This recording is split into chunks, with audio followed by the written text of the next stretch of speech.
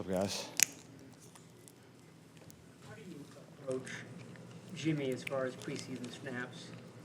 And you treat him like a regular starting quarterback, or because he's learning the No, we'll treat him like playbook? this is what we've probably more done in the past. We'll play somewhat into the first quarter. We'll see how long the opening drive is, usually the second game, you play guys a little more into the second quarter.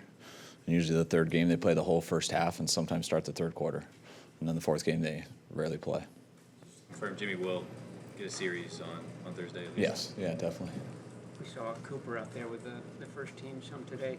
Could he play with the first team offense at all? No, he's not able to get through a practice yet. We're just putting him in. I want to say it's 2 plays a period. We're very selective with those plays we put him in, just trying to build back his confidence from coming off his injury. What's your plan for Mike McGlinchey, obviously, being this is going to be his first game in Niners uniform? Do you plan to give him more reps? Yeah, he'll be out with the starters, to start, and then we'll see how it goes, how many reps we get. And for the most part, we do it with most rookies. Even if he's a starter, we might play him a little bit more.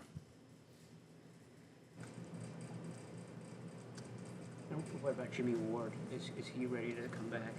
Yeah, he has had 2 full practices in the last couple of days, so I expect to come out there and replace Sherm in the lineup, and same thing with him.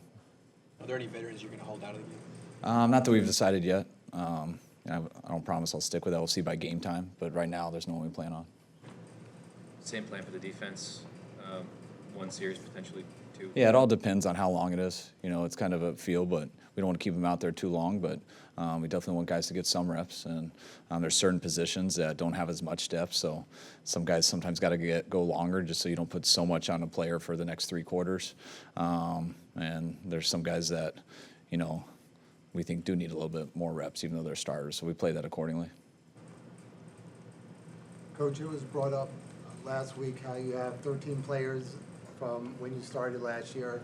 How important is it to build relationships with the players, not just you, but the players together? And as a coaching staff, are there things that you intentionally do to help the team build relationships? I think relationships are, they can be beneficial. I think all types of relationships are different. I think the true essence of coaching is just to get someone to wholeheartedly listen to what you're saying, and just accept it and know that your intentions, that you're very good at your job, that they truly just believe in what you're trying to do, and they know you have the best interest in them. And when you have a player in that, they're easy to coach. It's easy to be hard on them. It's easy to praise them too. And that happens usually with showing that you're good at what you do, but also developing a relationship where they know that you care about them too. How have you felt out the players in terms of how they want to handle the national anthem this season? No, I haven't. I know we hear a lot about it, and I try to always keep things in perspective in here. When if I ever feel something's an issue with our team, I promise our team knows this, and everyone who knows me knows it. I'll address it that moment and that day. And that's kind of out of sight, out of mind for our team.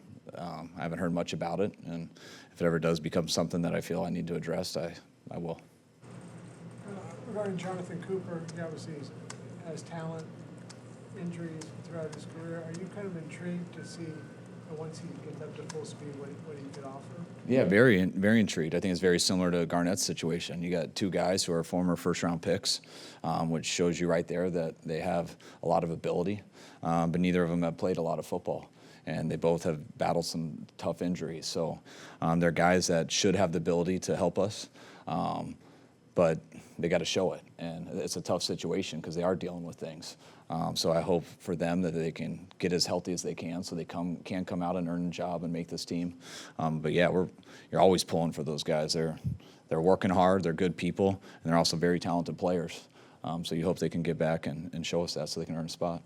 Is it a little early to say what kind of impression Cooper's left on you? Yeah, way too early. He's left a good impression of me as a person. I love how he's carried himself or handled himself throughout the offseason and into training camp.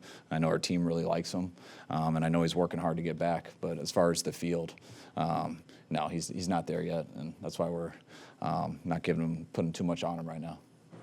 Could you explain the thought process that went into giving DeForest more time on the edge and when that idea sort of came to fruition?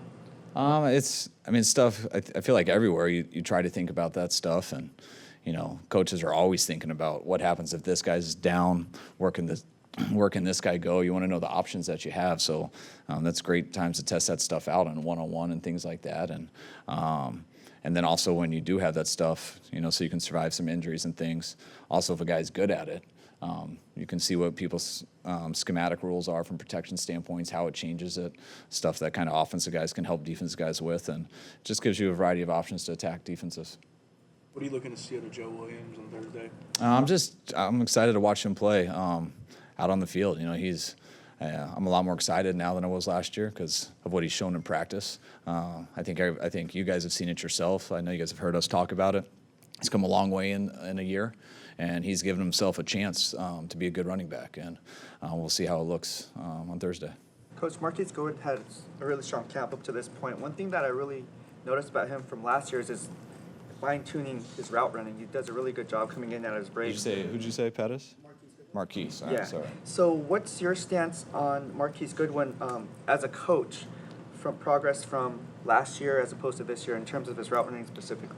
He's continued to get better in every facet of his game. He probably hasn't gotten faster. He's always been fast, but his hands have gotten better, gotten more consistent. He tracks the ball well. It's not just catching the easy ones now. He's starting to make some tough ones. You can see his confidence in his hands and how he goes up for the ball. People who attack the ball like that means they're not scared to drop it. And when you do that, you got a much better chance to make some better plays. And his route running, he works on it all the time. I like to joke around and say he's being a weirdo over there because he's always in his own world, doing his feet, doing stuff, and that's how you get better. He's constantly thinking about it. He's extremely detailed, and I think all you guys have seen it, and it's paid off. You mentioned his hands and tracking the ball. When a player does have an issue catching the ball, is it usually a physical issue with his hands or an issue tracking the ball? I always say it's eyes. Catching the ball is about your eyes to me, and that's why I always laugh when people sit there and think they're practicing catching by standing in place. My son, who's 8, needs to do that because he's still learning how to get coordinated and everything, but we all can stand and catch in place. Can you catch it when you're running a 4.240 and your eyes are bouncing and you're tracking stuff? And that's when it gets really hard.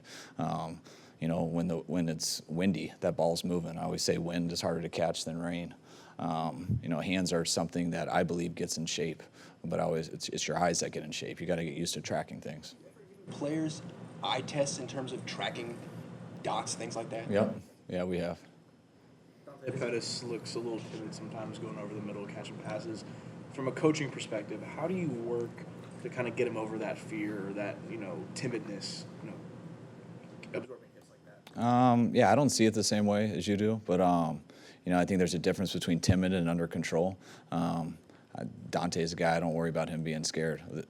He's not just a kamikaze. He's going to go out there and be a wedge buster, even though we don't have those anymore on special teams, and just run people over left and right. He's a very smooth, under control athlete who's got great vision, great balance, and I think he's a guy who doesn't take hits much. And it's not because he's avoiding him because he's scared. It's because he's a good athlete and he can control his body and can get himself in good positions. And but that happens to people. I'm not saying there's never going to be a time that he doesn't look timid.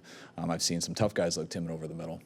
But that's something you can't think about in football. Even if you are a guy who's timid, you better make a conscious decision before that play starts that I'm going to man up for this one play, and then do it again the next play. But you have to trick yourself into it, because once that creeps into this game, you can't do it. Some of that is a function of him not quite knowing NFL coverages and not quite knowing where everyone is. All of his threats are on the field when he's going over the middle and looking back. No, I think he understands that as well as anybody receiver I've been around. He's very smart. He understands the game, and no, I'm not worried about that. Well, kind of a broad question, but the league is, a lot of offenses are spread it out, get the ball out of the quarterback's hands quickly. You do some of that too, but you also incorporate tight ends a lot, and you do it with, bigger personnel groupings. Could you just explain the benefit of having the versatility of tight ends on the field to be able to do that in a quick passing game, which is different than a lot of other coaches? Always being able to have a threat of a run play. And when you have a fullback on the field, and there's a huge threat of run plays. When you got two tight ends on the field, it's kind of the same thing. If you have no tight ends on the field, they know the most people that can block or 6, unless you want one of your receivers to do pass protection, which we're not going to do that. So when you have tight ends out there, when you have fullbacks, you have the possibility of doing anything you want, and that scares defenses. You can't do some of these. There's some crazy blitzes the defense do that is extremely hard to pick up in protection, but they're so gap unsound that you wish you can run the ball versus that stuff and gash them. That's why you get a lot of stuff on 3rd and long and when they know you won't run the ball. If you're getting into all these receiver sets on 1st and 2nd down, you can start getting all that stuff again because there's not many run plays you can do. All right. Thanks. We got Trent coming in. Thanks. Thanks, Coach.